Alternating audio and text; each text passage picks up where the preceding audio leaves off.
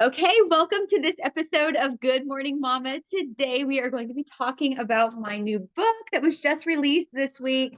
It is called A Full House, A Full Heart, and I'm just so excited to finally get it out there and talk about it. So let's get started. Welcome to Good Morning Mama. We're two instant best friends with a combined 13 children, ages newborn to 16, talk about all things motherhood.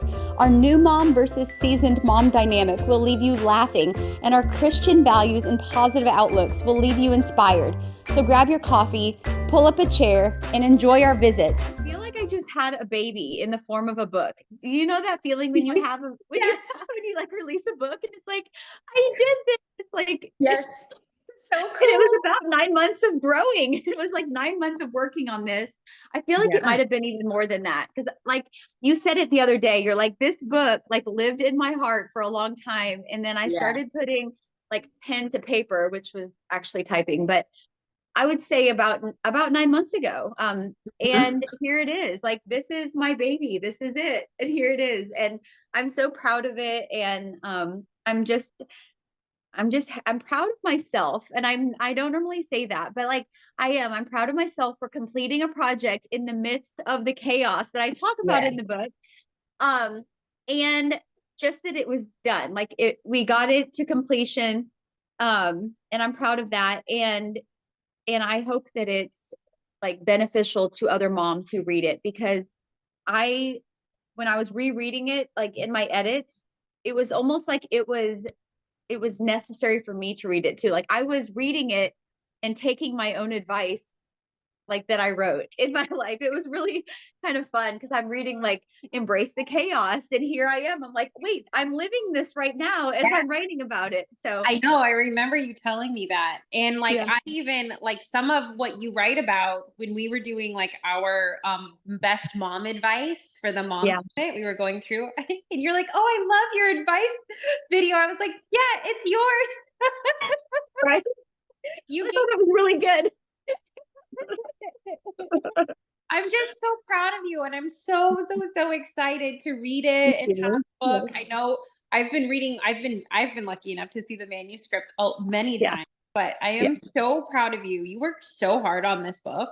Yeah. There were It- a lot of late nights. oh my God, a lot. I mean, I, like 6 months worth. I know. Yeah. Yeah. Lucas was like, who are you? Like you stay up till midnight. Like I didn't even know you could do that anymore. I'm like, I know. So Okay, yeah. so what is your favorite piece of mom advice? Oh man. So just off the top of my head, I would narrow it down to a few things. I don't know if I could pick just one. But of course I would say seek God first in everything. Like before you react, before you act, before you speak, it's always good to just seek God in that before you act. My second advice would be to um like just pick your battles. I know that's so cliche, but it's so true because there are things in all mom days that they could get so worked up over. I mean, Bo just got into the fridge right before we started this podcast. He opened the door and just dumped a whole packet of little smokies just all over the floor. And so I'm like, I could choose to react to that. Or I could say, that wasn't intentional. It was probably my fault for putting them too close to the edge, and realize that they're just little smokies. They're probably not even that dirty. We can probably wash them off and, they'll be fine. Or I could have just like freaked out and it could have been this thing. And then he would have like, gotten upset. And so just pick your battles. And most most battles are not worth picking, and I pick very few battles. The older I get and the more children I have, I feel like my battles that I pick are fewer and fewer and fewer. My kids know the ones I'm going to pick. Like, on Sundays you can't wear like shorts and like a backwards inside out weird tank top to church. Like I'm going to pick that battle. Like you're Oh, not going to do that. I need to start adjusting my wardrobe for church, Carla. Just I kidding. mean, that's like a battle. Or like if we're doing family pictures, like sometimes I'll let them wear just whatever they want, but they know mom's not going to let us just wear, old shoes in our picture on our once a year. Christmas card picture. So that's a battle I'm going to pick. But or seat belts. That's a battle that I pick. You know, if you're not buckled, I'm going to pick that battle. And that's like if it's like a safety one or something that's like a bigger picture, I'll pick that battle. But the point of that is pick your battles, and most things are small. Like don't sweat, don't sweat the small stuff. And then the third thing is one that you and I talk about a lot, and it is just trusting your motherly instinct. Trust your mama gut, because I feel like God gave moms that, and it is crazy how accurate it is.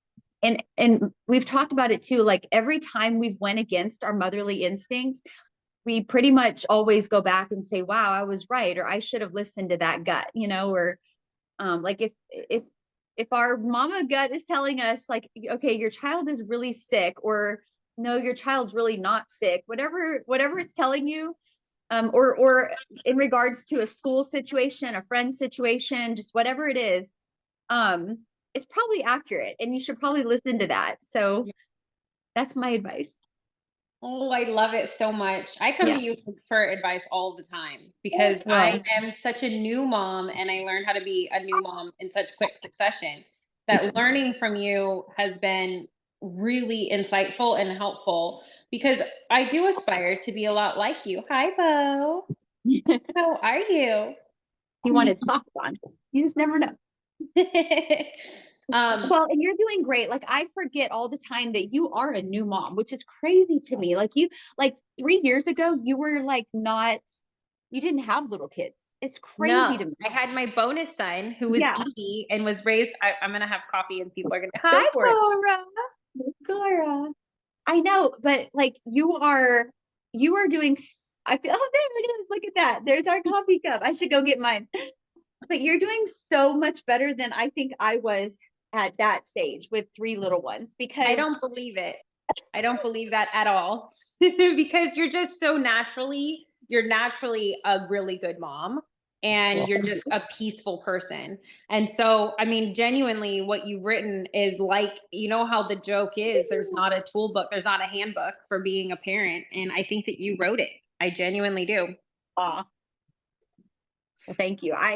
I poured my heart and soul into it, and I am proud of it. And I really do hope that it helps new moms, seasoned moms, any mom out there, because like I said, it helps me. Like when I go through and I reread my book, there are parts to it that I'm like, gosh, this is so good. And I can't believe I wrote that, because it, you want your shoe on now? Okay. Shoe. Say shoe. All right. Normally we do this when my kids are sleeping, but we switched roles today, and no, I like it's all quiet over here. I'm like, good luck, Karla. There's not kids behind you like jumping on couches and stuff. But no, like this is just a book that just warms my heart. And like I'm just gonna flip to any page and just read. I'm gonna read just a little bit of it. How about that? Okay. Yeah. So I just flipped to this one. This is a chapter on leaving a legacy of faith. And so in my book, I talk a lot about faith, and I talk a lot about, having a large family, but it applies to all moms, no matter what family size they have. But one of my favorite chapters is leaving a legacy of faith, because I feel like there's not much or even anything better than leaving a legacy of faith. I mean, you can leave generational wealth, and that is a great thing to leave, but those things can come and go. I mean, one bad decision and that could just be gone. But leaving a legacy of faith, I feel like, and I've seen it through other families too, is something that absolutely carries on generation to generation, and you don't even know where it began sometimes, because it's just in the family. And so I wrote a chapter about that. So I don't know which paragraph to read, but I'm just going to just randomly pick one here. Our role is to plant the seeds, nurture them, and trust that God will bring the growth in his perfect timing. We've learned to release our fears and anxieties about our children's faith journeys to God. We know that we can't force faith upon them, nor can we control every choice they make.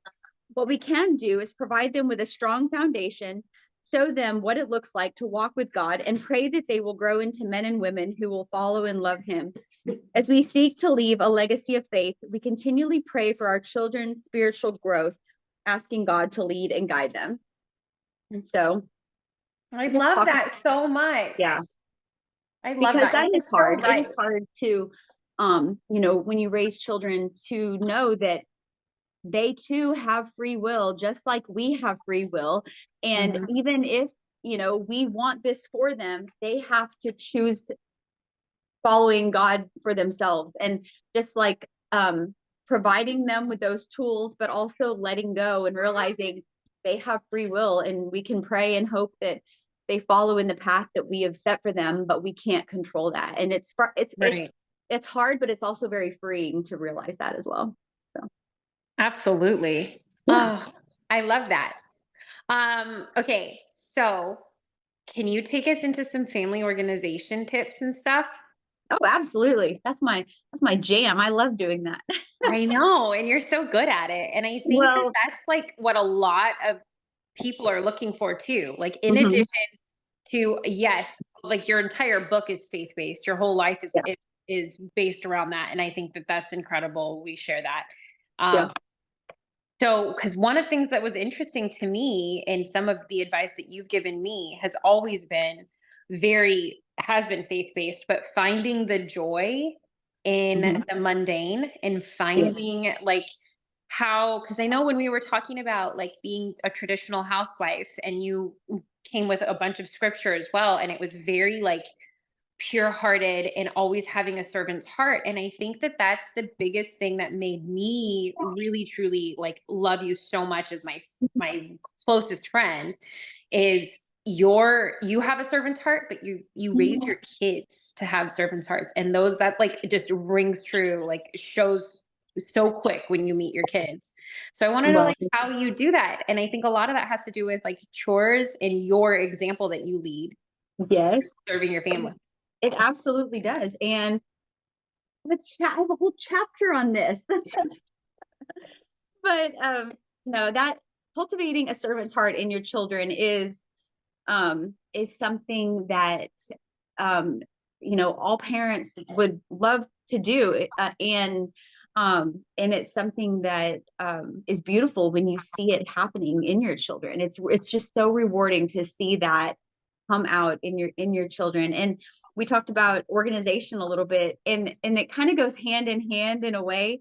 I have a lot of systems in our house, and I've had more and more as our um, house got larger and our family size grew. It was almost like this is necessary because when I had a few kids, it was not as hard to pick up a few pairs of shoes or do a few loads of laundry. But when we're going to be having our 10th child in a few months, and when you have that many children in a 10,000 square foot home, you need children to have a willing heart to help and contribute, because they are incredibly capable, even the smaller ones. And you also need systems in place to handle all of that. So I need to record this more whenever my kids come home from school. But one of our systems that we do every day, and I feel like children love routine and structure. It kind of adds like a sense of stability to their day, and they know what to expect. But when they come home from school, they walk in the door, they all hang up their backpacks, they put their shoes in the little hallway or in their cubbies, one or the other. They have two options they can do. And then they empty their bags and they hand me all of the papers in their bags. And I look them over and I say, I see like how well they did on their assignments. I see if there's anything I need to put into our calendar, like any dates for class parties or, whatever it is in their bag. I like address it right away. I don't put it off because it just won't get done or it'll get lost or spilled on or something. But I deal with it right away, each child individually. And then I ask the kids, I'm like, what was your high-low buffalo? And it's like the Mhm. silliest game, but like it even works for my big kids. They think it's silly, but they participate and they do it. And so what that means is, tell me the high point of your day, the low point of your day, and then what was something that happened that was unexpected, but it was a good thing, like something that just Yeah. like unexpectedly good happened. And so each child will tell me their high, low buffalo, and it gets them talking rather than if I just said, how was your day? Because they would just say good and they would just go off, Right. So we've done the papers, we've talked, and then I write on a piece of paper. I've actually already done it for today. I write a list of all of the kids' initials, and then I write one thing. And usually I get their one thing from my walk around the house in the morning, or just things that I know that needs to be done that the kids could do when they get back home from school, like carry the heavy water heater salt to the water heater or the water softener room. That's Liam's chore. And then like Jenna needs to go up to the attic tonight and help me look through some bins of clothes for a few of the kids that need more winter clothes, because I know we have them and I want her to go check. So like just little chores like that. And Inga needs to do laundry and whatever it is. So this is their chore list. And so after we visit, then they ask me, they're like, Mom, what is my one chore? And I give them their chore. They go do their chore. They don't complain about it because they just know everybody's going to do their thing. And then they have the whole rest of the evening to do whatever. Yeah. I So love that. Yeah. So that's kind of like a system that we have in place that helps keep our house running smoothly, but also helps like cultivate a servant heart. Yeah. And it's also cultivating emotional intelligence, which I'm like huge on True. Yeah. in my millennial ways. But That- getting your kids like actually talking about kind of what was their high, what was their low, and processing that with you and getting used to doing that regularly is really cool and amazing. And in addition to creating communication with you and them, it really Yeah. starts to make them think about, I'm sure, on their ride home they're thinking about, okay, Mom is going to ask me my high low buffalo, what was it? So they're doing reflection, they're thinking about things, and then they're getting ready to tell you about it and talk to you about it, which is really cool. And then knowing that a house is run, so both your boys and your girls see that a house is run together as a community, and that they work as a family, and everybody participates in that chore. I love that so much, because it just makes it feel collaborative, and then understand that everybody has a responsibility to themselves and their family. And I saw like an Instagram reel where that expands when kids grow up participating in household chores and not having everything done for them.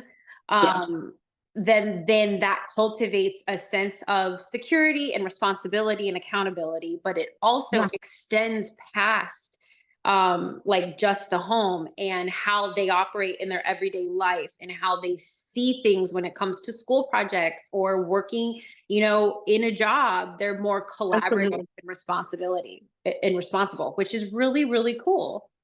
And I love Absolutely. I couldn't agree more. And I tell my husband and I both tell the kids all the time that if you have a good work ethic, then you're going to be fine. Like, I mean, yes, grades are important. All the other things are important. But if you have a solid work ethic, which I firmly believe starts at home with chores, then everything else will fall into place. Like, you're going to be fine in life as far as like your career, your, just most things in life like come down to, do you have a good work ethic? Like, do you, Right.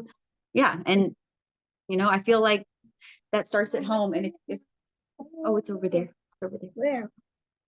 If if it starts at home with chores, with them, having that mindset of, you see a need, you do it. How can I help you? Mindset that will take them far. So absolutely. Yep.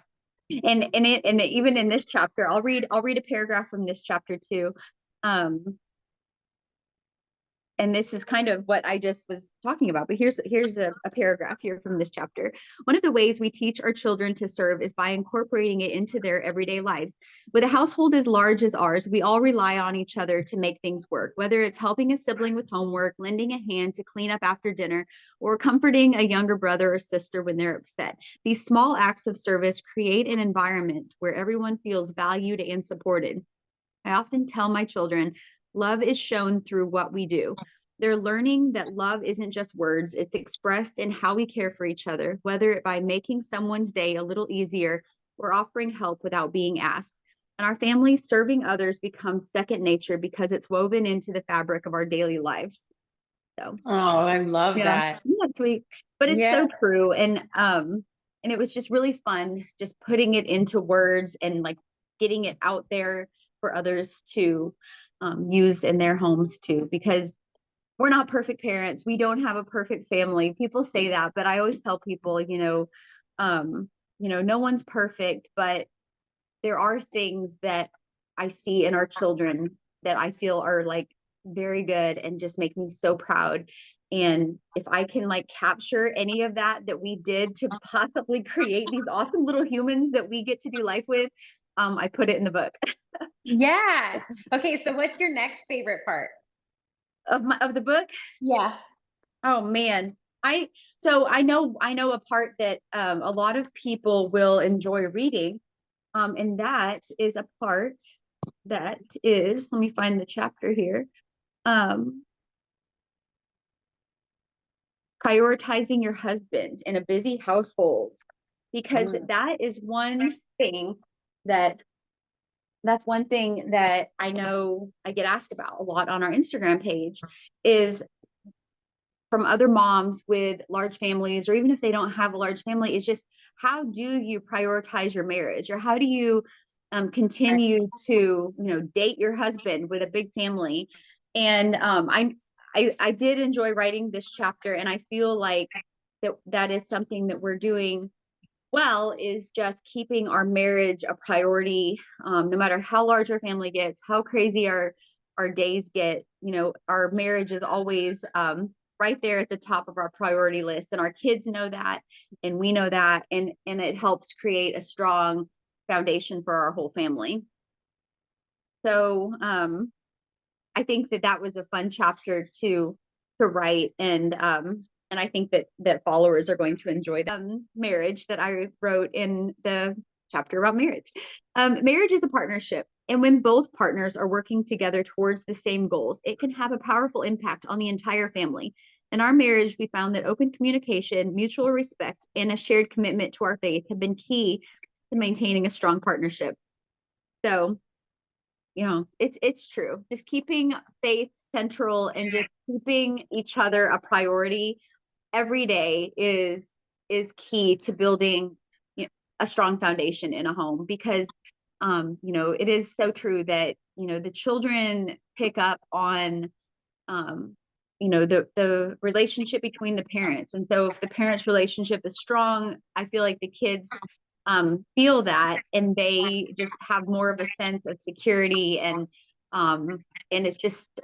it's just a beautiful thing when it's working well. So I know that's easier said than done, and I hear from other people that well, how do you do that though? Like, how have you never had a fight, or how and I should get Lucas on here to join me in a podcast, and he can help explain all that. But um, it just it's just important, I feel like, to just focus on your marriage, even above your children. And I know that's controversial nowadays, but without a strong marriage, then your children, um, it's going to be harder to have, you know, children who, do have a servant heart and are well behaved and all that, um, because that is your foundation, is God and your marriage, and then your children get to enjoy the fruits of that One foundation. thing that I've gotten to know and I've learned from you, and I very much respect and admire, and I try to emulate quite a bit when it comes to you as a wife, is you, not that you have anything negative to say just in general, but you don't, I've never heard you utter a negative word about Lucas.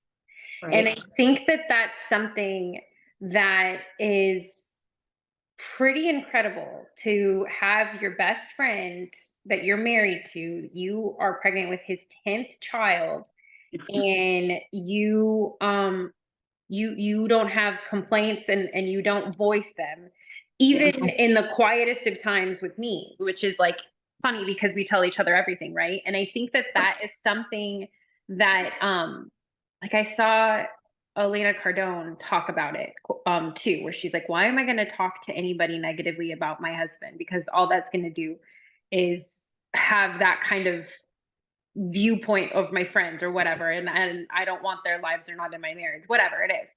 But I love that that's how you approach your marriage with Lucas as well is because it is such a strong foundation. He is your rock in your life. I see it, that everything is, it's God, Lucas, kids, and that's how it should be. But it's so it's inspiring and it's beautiful, and it's something that that it's like such a cherished and sacred relationship and friendship that you like nothing like you can tell he is like your person. He's your friend, and there's nothing that's going to come in between that. And I think that that's what's so cool. And I know that like I definitely love that about you guys. I think that that's really cool. Well, thank you. And yes, and it's true. All of that is true. And it's I hope that this chapter can help people that are struggling in that area, because really without that foundation, then when I'm talking about anything else in the book about finding work balance or anything else, is just it's not impossible, but it would be very difficult without starting with that solid foundation. So how do you do it when you are pregnant? Because you've been pregnant a lot of your marriage, right? Like I'll see it pretty much every other 9 months for the most part. Yeah. So for me, I know like I have to, and we talked about it quite a bit when I was pregnant on the podcast, is I have to actively like operate from a position of gratitude and really like self-assess or self-reflect and be like, oh my goodness, I can feel frustrations building in this department. So I need to fix this feeling within myself.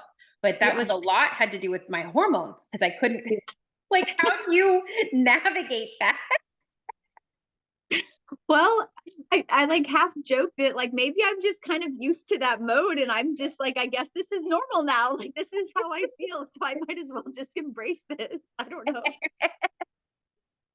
But I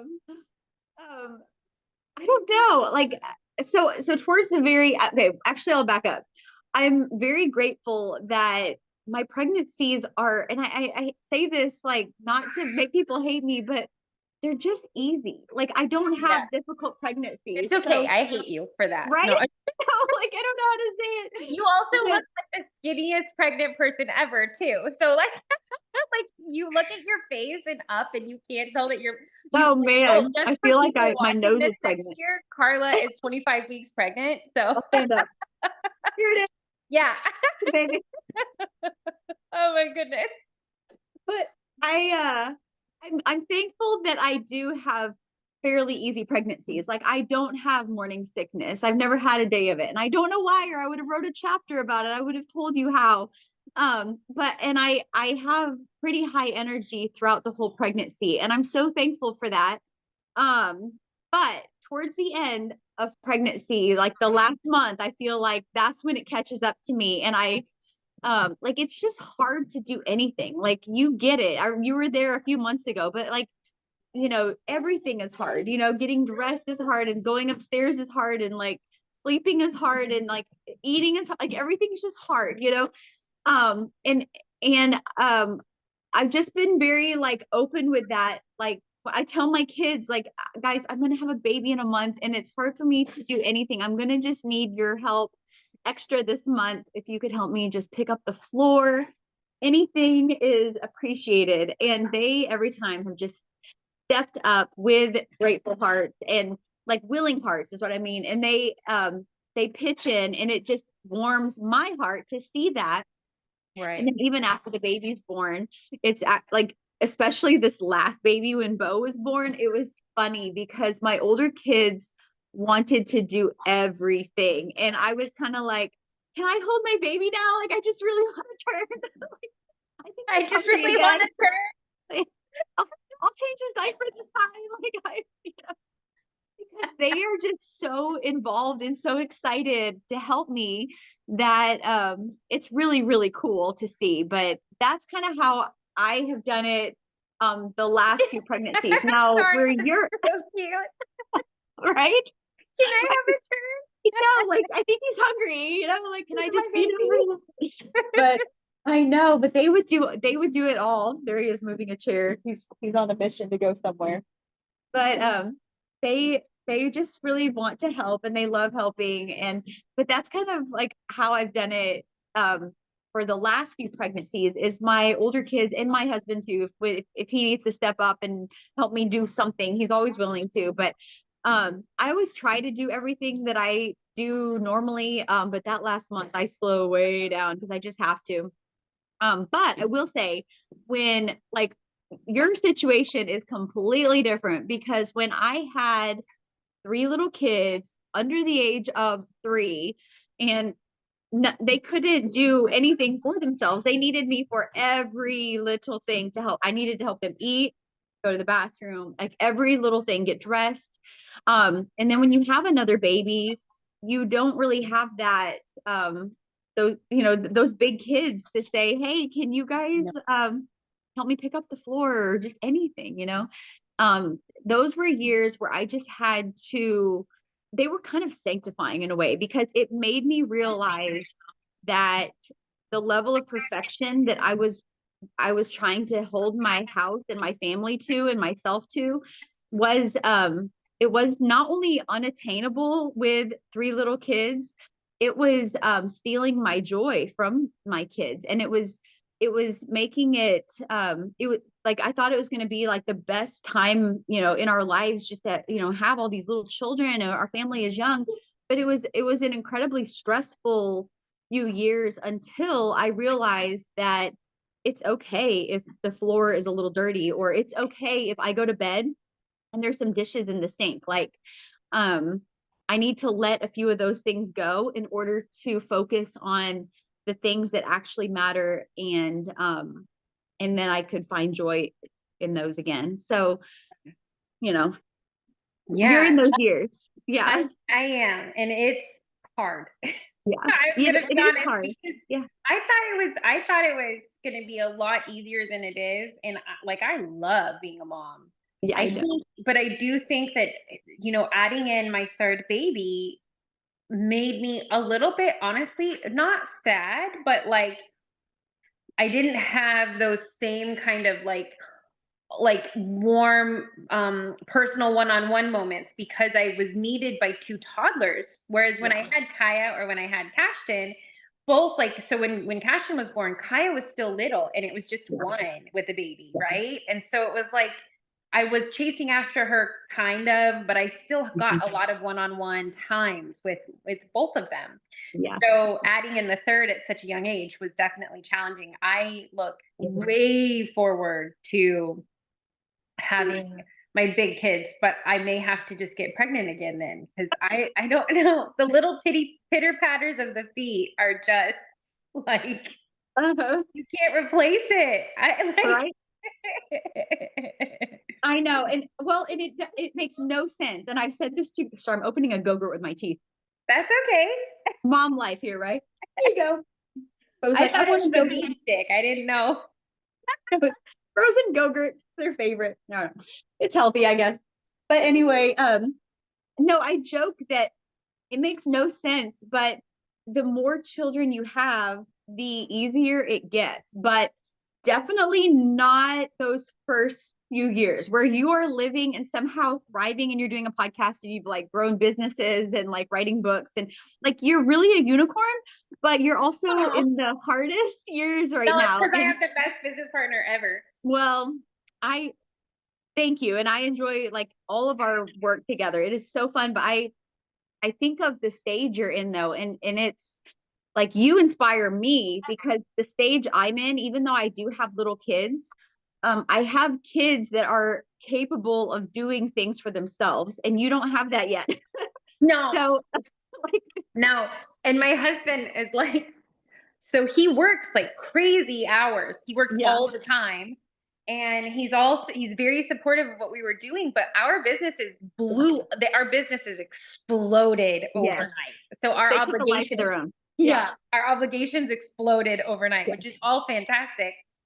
But not having people to lean into, like, because Jenna has even stepped up and is helping you with some business stuff too. Like we can call on her or even Kaden and be like, hey, can you make some Canva designs? Can you do this? Can you help me on certain shirt design? Like Yeah. Having older kids that are readily able has been very helpful in that regard, but not like when Caden comes home, I can see like, wow, he can take the kids for an hour and play, and I cannot be in like Right.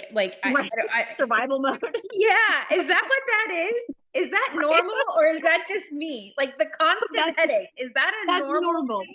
No, Oh, okay. moms like moms Does have it this go away? ability to like we've got all these balls in the air. Like right now, like even though I'm on here, I know exactly what my kids are doing and like you know where your kids are and we just know what's going on, but it's a constant state of like not anxiety, but like kind of like that, you know?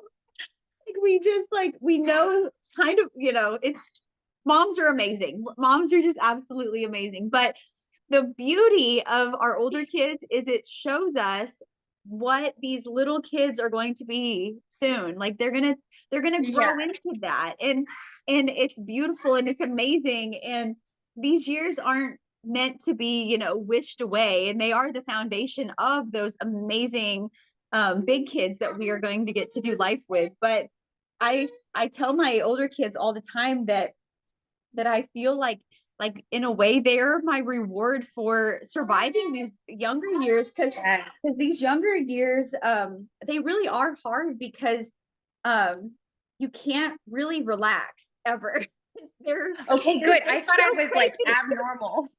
No, you can childproof as much as you can, but but kids will find the one little area that you didn't childproof or the like the other day you went to give Cora a bath and Cash got into a plant, you know, I mean it's just a plant and it's just dirt, you know, and you have He threw his well, then the next day he threw his poopy diaper off, yeah, which I didn't know was poopy, right? When I was that making lunch. right. The and same then plant and then that I had the Cashin same got thing yelled at. happen. It was like 2 minutes. Kind of thing we live in right now, right? Oh, So you have to tell me because so the way that like I think it's interesting because when Jenna was born was a little bit later than when Caden was born, and raising them in that generation has, at least according to Rob, has been quite different than the generation now when it comes to parenting. Because I know it's different than how I grew up, right? And my yeah. mom was still pretty like emotionally, like she was very like faith centered. She was very like wanting to make sure that I felt safe, and like she tried not to yell. She tried to do certain things. Um, because it wasn't like a very volatile household, but it's gone to like another crazy extreme on gentle parenting. And there's so with social media has been a fantastic resource but also exhausting because I don't know as a new mom what's the right direction, what isn't. Of course I consult I my know. Bible, I go back to certain things. I'm so glad you wrote this book. Like I go back to my mama heart. Nobody really knows at the end of the day what they're doing, but you being a mom of so many different kids through so many different generations, especially now, I would say it's way more vocal. Like Yeah. people are way louder about how you should be a parent, and it's always different advice. Um, Yes. There's a lot of noise. yeah, what do you say? And then I guess my core question is yelling really that bad? Because I'm getting close to losing my stuff more and more, and I don't know if I'm going to do damage.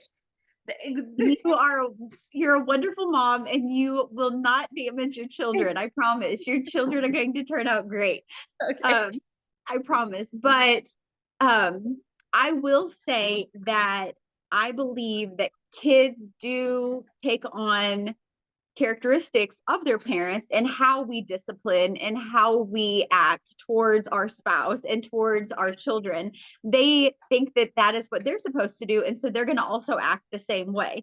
And so Right. that is very, you know, convicting whenever you are, you know, reacting to something that happened or disciplining a child, knowing that you have this audience of little eyes watching you and that they're going to act the same way towards their other siblings. And Yes. so and I've said this on my Instagram too, and it makes no sense, but I have actually found that it is more effective for my kids and also for me and the way I feel if I don't yell. And it's backwards. But every time I feel like yelling, if I whisper or talk quiet instead, it's like it throws off the system and my kids listen and they respond. It's weird. You should try it. But if I yell, it's not necessarily saying that that's bad and not that you should never yell, because I of course yell sometimes. But if I yell, then I'm all frazzled. I feel just, That's the only time I frazzled. yell is when I'm dysregulated and extremely Yes. stressed out. And I haven't taken my time to do my devotionals Right. or fill my cup Exactly. or whatever. Yeah. And then I And I take it have a out on whole my kids. chapter on self-care in here too. Self-care is so important too. Absolutely. And it is important to fill your cup first. But if I yell, they're not as responsive. But if I try to model the behavior that I want to see in my kids, and I try to talk quiet, and I try to almost like whisper when I'm upset instead of yell, it's like backwards and it's more effective. It's really crazy. But and I'm gonna probably butcher this quote, but I remember seeing a quote once that it said something like, gentle parenting is not always biblical, but biblical parenting is always gentle. And so it was really good. Wow. And it kind of stuck Oh with my me. gosh. We need to, Isn't it that's good? the quote for promoting your book. I love that so Yeah. much, Hmm. Karla. Isn't that good? And it's true because like, it's been like perverted really, like biblical parenting, and that people nowadays have twisted it to make it almost sound like Corporal abusive, punishment. or yeah, Yeah. and it's not like that at all.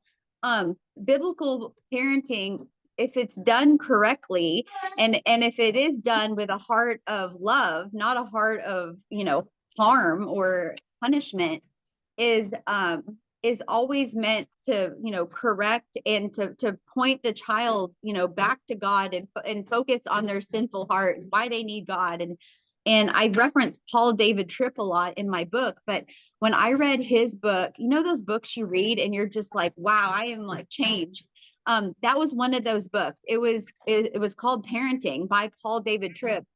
And he talked about that, and he talks about the hard topics of discipline even more than I did in this book. I talk about modeling behavior and cultivating a servant heart, but he talks straight about disciplining children.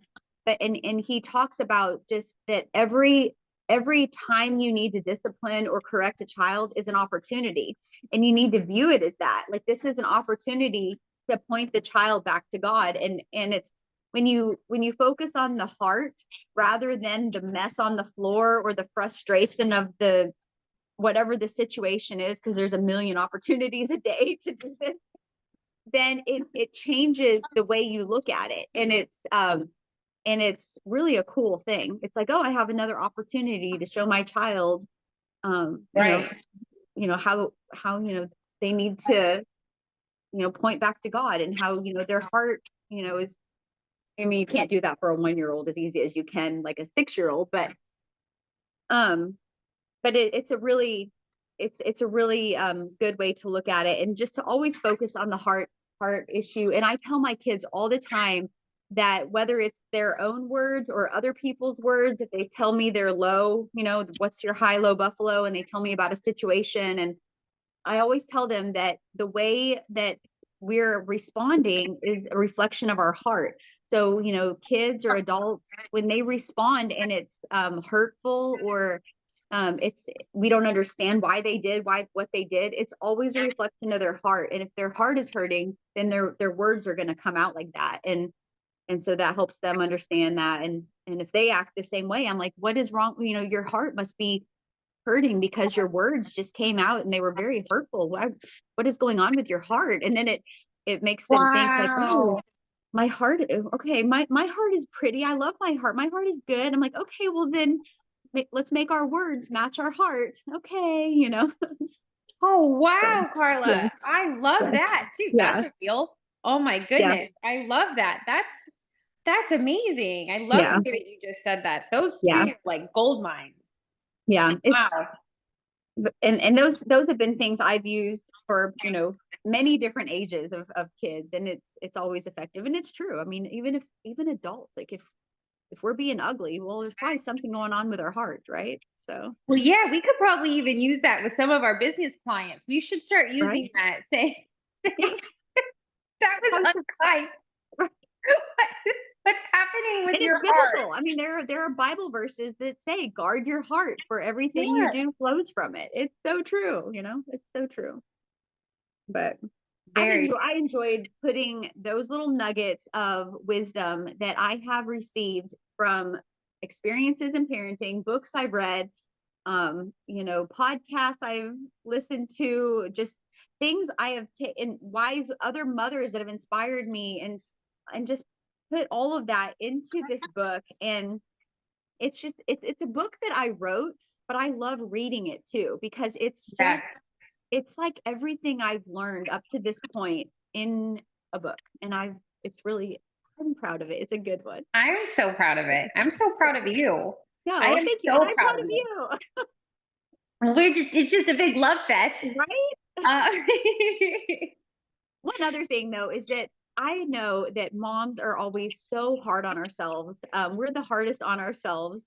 And I even wrote about that in this book too. But moms just absolutely need to give ourselves grace, because we are more than likely doing way better than we are giving ourselves credit for. what's that? So there was an Instagram video, and it was like it was about how to know like if you're a good mom or something like that. Oh, yeah. And or like you were if you're questioning if you're a good mom, and it was like Yeah. to that extent. And the point of the video was, if you're asking that question at all, then it's obvious that you are, because So you're true. trying to like self-reflect and look internally. So with Yes. that, can you talk a little bit about like how to um keep your heart, happy, how to do some self-care, how to take some inventory? How do you keep yourself, because you are a very regulated human being, you really are. Um and so how do you do that? How Well, well, thank you. And Yeah. so I flipped to this chapter on self-care isn't selfish, why moms need to recharge, because there are a lot of little pearls of wisdom in this chapter that I think will speak to this, and help moms. So I'm just going to read a little chapter that I wrote about this topic.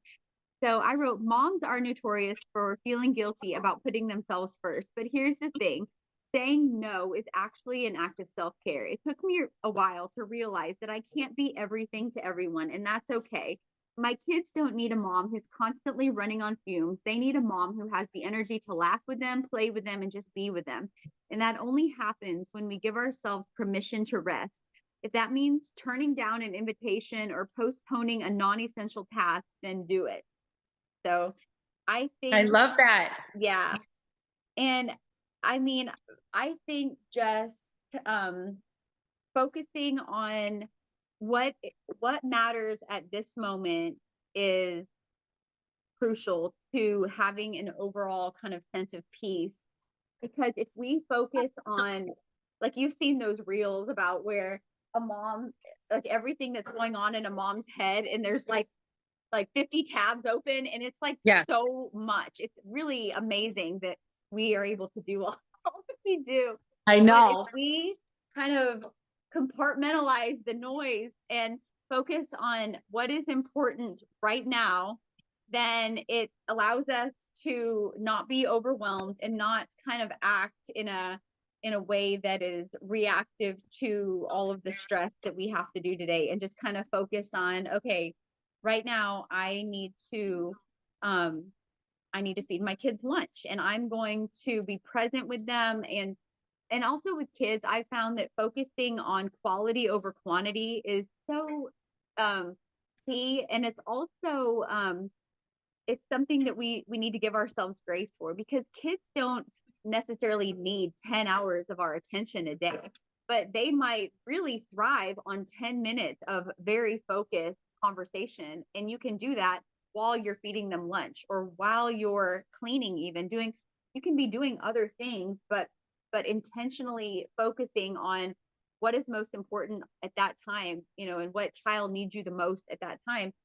And that fills their cup and it fills your cup too. So just Absolutely. yeah. That's like, so when you and I first really started getting close and talking all the time, because I remember asking you, oh man, like I felt like I wasn't connected to my kids. And there was an element, especially as a stay-at-home mom, that I was like, I need to constantly be engaged with my kids, even if they're doing Yeah. individual play. Like I need to be like making sure that they feel connected and satisfied and okay and regulated. And the whole thing is like they're reliant on me, which isn't good because Well, it's not a good structure because that doesn't make it's a them like lot of demands sustainable. on you to put that pressure on yourself. Yeah. But you said time block it, Chelsea, time Yeah. block. And Yeah. because I was really good at task stacking, which was Yeah. like trying to do multiple things at one time that correlate. But you're Yeah. like, make sure that you're time blocking too. So that way your brain isn't in 5 different places.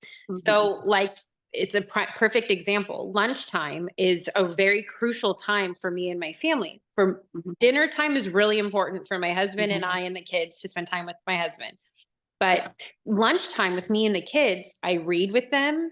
I sit down and I sing songs with them and I play with Mhm. them. I involve Kaya in cooking before. Cashin isn't really old enough. He's getting there while I'm making lunch. And that's like, it's an hour of time, 30 minutes to an hour, but it's very concentrated and focused. Same thing with our walks in the morning. I get a lot of work done, but then I go and I play with the kids on that walk and it's uninterrupted time. So you're very right on like being able to like time block that and staying really intentional in Yeah. a smaller period of time is more quality over quantity, which is really, really, I learned that from you and I love that. Yeah, and it allows you to like fill your own cup. Like in the book I talk about the airplane analogy about putting your own oxygen mask on first, if the cabin loses pressure before you help other people. And that's so true with motherhood too. Like when we time block and focus a certain block of time on your children, on the children, just this is what I'm doing right now. I am all in focusing on Mhm. you right now. Um, then it fills your cup and then you're able to do your other things more effectively, because you're acting, from that heart of fullness. And you're like, I poured into my children and now I'm going to do this other thing, and their cup is full, my cup is full, and here we go. Right. Yeah. Absolutely. Yeah. I love that. And yeah, and I've loved sharing my little bits of experience that I have, through the years. I mean, it's crazy to think that, it's been 16 years. We've had small children. We've had children of all stages through the last 16 years. And with that does definitely come knowledge, and I've loved sharing that, with you, because Yeah. you are me when I was way younger and with, 3 little kids, and the things that I, wish I knew back then are things that I just enjoy sharing with you. And I enjoyed writing this book, and it's just been really rewarding, and you really are doing an amazing job, and it's been You fun are. to watch you do that. Yeah. Yeah. Oh, I love it. Yeah. Um, okay. Well, I think we've covered so much in yeah. this time, and I'm so I'm proud of you. I'm so excited. thank you. Show the cover again. It's so cute. I love Here's this the book cover. so much. Yep. Full House, a Full Heart, Faithfully Navigating Motherhood's Beautiful Chaos is what it's called. So Oh, it's so good. we'll put the link in the description, and on my stories, I'll be talking about it, because it's just kind of something I've just been pouring into for so long, and it's finally here. So I'm excited that it's out there, and I hope you guys enjoy it. And it was fun visiting today about motherhood and my book, and Yay, been I'm so proud of very fun you. podcast. I Yeah. know it's been a minute since we've done a podcast, just you and I. I know. I went to do I the know. intro and I'm like, what do I say? It's been I know. I got a lot from it. I was like, oh, this was such a refresher. Remember, we always have like nice podcasts, but it was like our filling our own cup time, and yeah. it's nice to just visit. It was like blocked out visit time. So I know it really was. It's like hitting two birds with one stone. We get to I visit know. and do a podcast. Yeah, exactly. All right. Well, we have some other exciting podcasts that we're going to be recording in the next several days. So I'm I excited about those know. too. Those are going to be Yeah. amazing. And So much to look forward to. yeah, and then the Mom Summit, you'll be Yes. leading an entire panel on the Mom Yep. Summit Yeah. Talking a lot about about the it. same things that are Mhm. in my book. Yeah. Yeah, I know. I'm excited about that. I might not be moderating a panel at that time. I just want to come and watch and listen in and learn. You can attend on demand later. I'll do that for your classes as well. Oh, okay. Yeah. All No. right. Fun. Well, I All talk to right. you Well, this soon. was fun. All right. Thanks. Bye, guys. Bye.